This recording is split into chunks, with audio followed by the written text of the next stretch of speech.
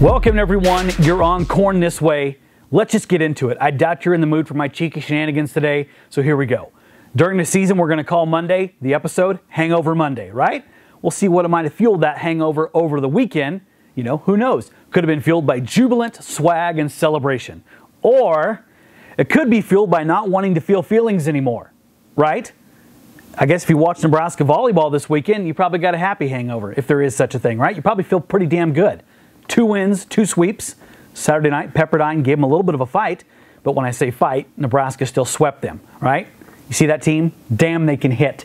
Awesome. Kubik, yeah, exactly what you expect out of her. Caitlin Horde, the transfer, yeah, brilliant.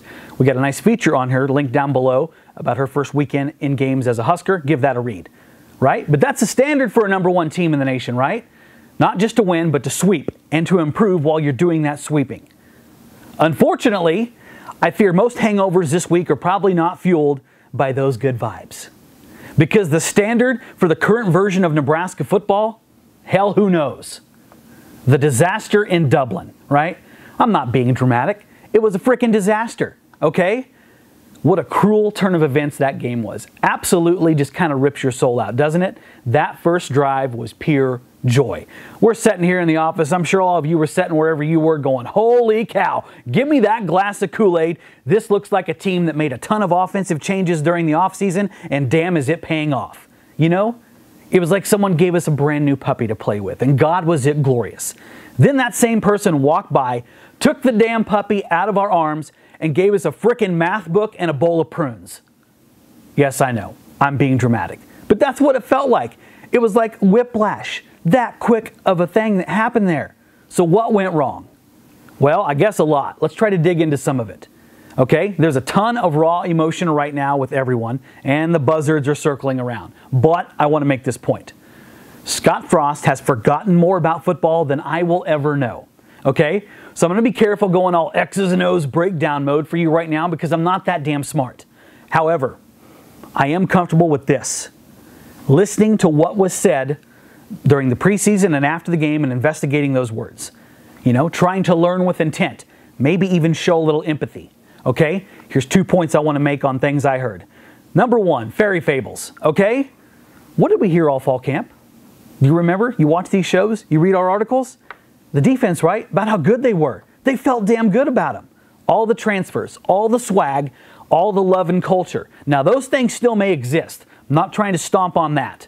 But I was shocked on Saturday. Absolutely shocked to see Northwestern having a jolly good time tearing through the pages of that false narrative. Right? You heard him say it. You heard Frost say it. The rush-ins, probably the best group on the team. No, they weren't. Linebackers, yeah, there's issues there, especially with depth.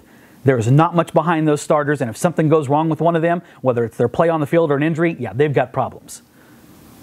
Now, I know you can't come out in a preseason press conference and go, hey, I tell you what, guys, we're freaking terrible. You know, buckle up, folks. It's going to be a shitty year, okay? I get that. You can't say that, but they weren't lying to us.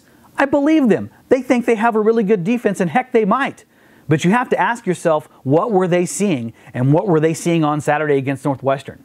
Tell you what I saw. Tell you what you might have saw. A team that can't stop the damn run, and hell, the pass for that matter too, especially situationally. With that performance, I hate to fly off the handle, but I'm going to say it.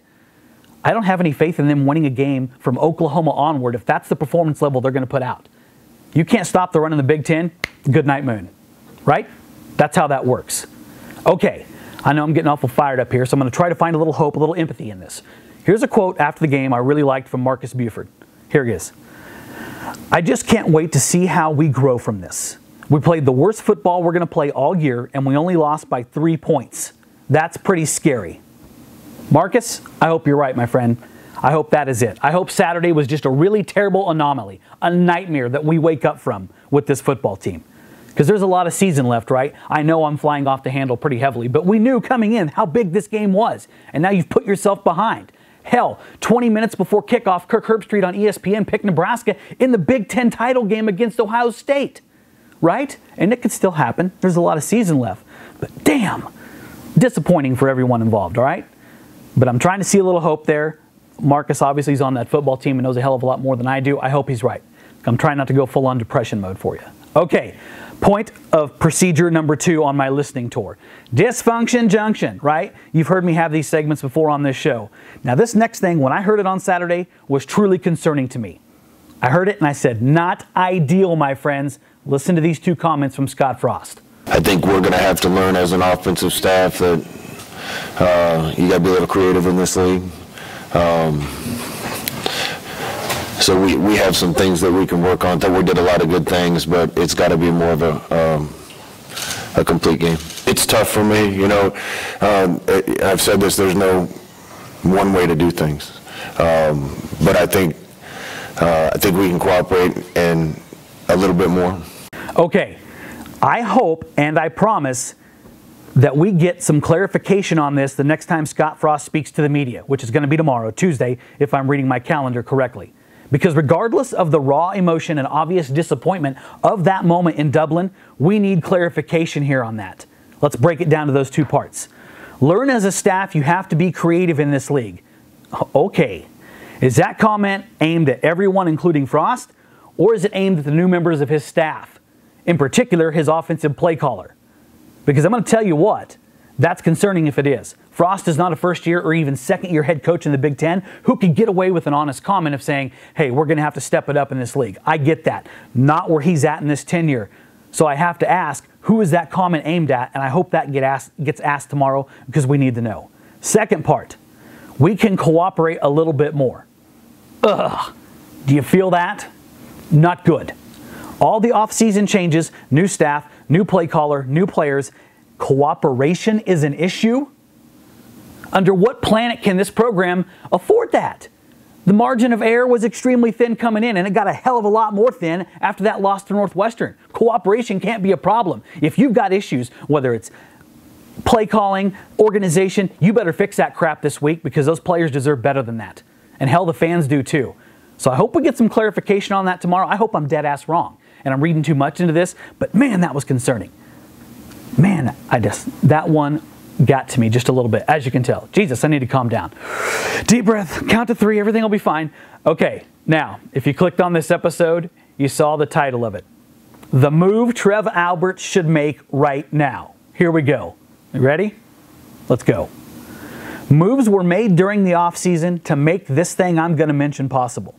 Yeah, it will take a lot of hard decisions and a ton of logistical work. Trev's going to need help from the Nebraska administration to do all this. But the time is right now, my friends. You know what it's time for? You bet. Put beer in Memorial Stadium.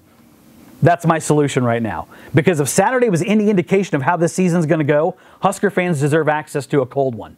Okay?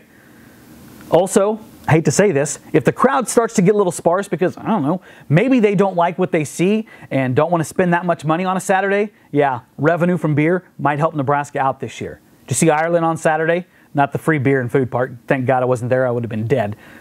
But the combinations on the menu, I loved it. Lager and a hot dog, Guinness and a hot dog. How about we make our own here? I'll call it the Run and Zip Special. You get you a steaming hot Runza and a nice ice-cold Zipline Dear Old Nebraska brew. That's something I can get behind. Okay? So while Trev might have to make a hell of a lot harder decisions some point towards the end of this season, right now this is the right thing to do. Improve the game day atmosphere, also help back up your revenue, which could get in trouble if this team really doesn't improve from what we saw on Saturday. Okay, yeah, I know. I'm a bastard, right? You thought I was going to say something else during that segment? No, I'm not doing that today. It's what we have columnists and sports writers for. Okay, let's get out of here, right? Something happy. We need some support right now. I've got a great way to help you out. Husker Trivia Night. Throw it up there. Here you go. Tomorrow night, Tuesday, at Barnado, 5:30 p.m. You can register right now. Teams of 4 at max. Trivia@odbh.com. Kick us an email right there. We'll reserve you a table. We're going to call this our emotional support group, right? We're going to hang out, reminisce about the good times, have a few beverages, right? Because we got to lean on each other in these tough times.